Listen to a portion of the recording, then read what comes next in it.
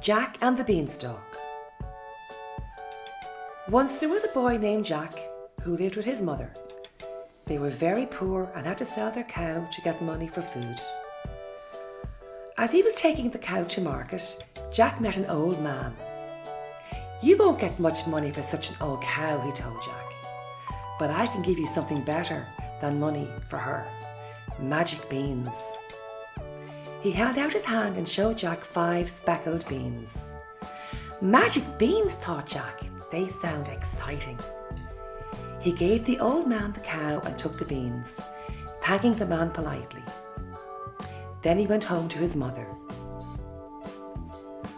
Jack's mother was extremely cross. "Silly boy," she shouted. "Thanks to you, we have no cow and no money." She threw the beans out of the window and sent Jack straight to bed. The next morning, Jack was astonished when he looked out of the window. A giant beanstalk had sprung up while he was sleeping, and it reached up into the sky. Jack ran outside and began to climb the beanstalk. Up, up, up he went, higher and higher, till he reached the top. Then he found a road which led to a big house. Jack's tummy was rumbling with hunger, so he knocked on the large wooden door. A giant woman answered. She looked kind, and Jack asked if she would give him some breakfast. "You will be breakfast if my husband finds you," she told Jack. "He's much bigger than me, and he eats children." But Jack begged and pleaded, and at last the woman let him in. She gave him some bread and milk and hid him in the cupboard. Soon Jack heard loud footsteps and felt the cupboard shake. The giant man was coming. Jack heard him roar. "Fee, fi, fo, fum, I smell the blood of an Englishman." "Don't be so silly," the giant's wife said. "You smell the sausages I've cooked for your breakfast. Now sit down and eat." After wolfing down 3 plates of sausages, the giant asked his wife to bring him his gold. She brought 2 big sacks filled with gold coins, which the giant began to count. But he was asleep after his big breakfast and soon began to snore. Jack crept out of the cupboard and grabbed one of the sacks.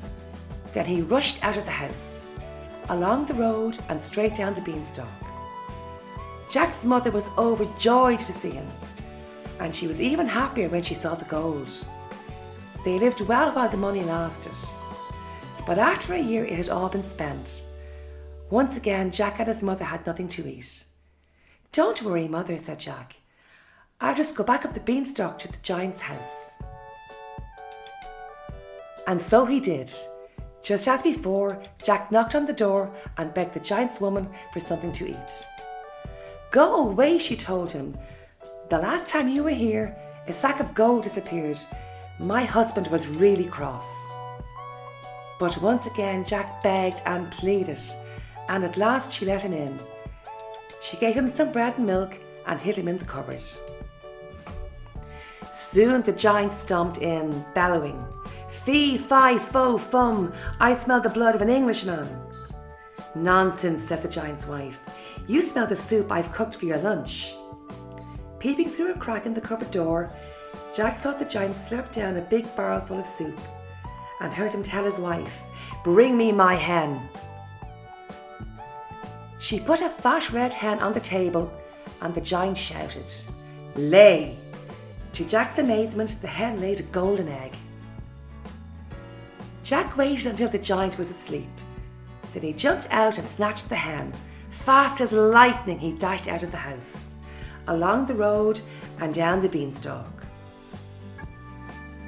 Jack and his mother lived very well on the money they made from the hen's golden eggs.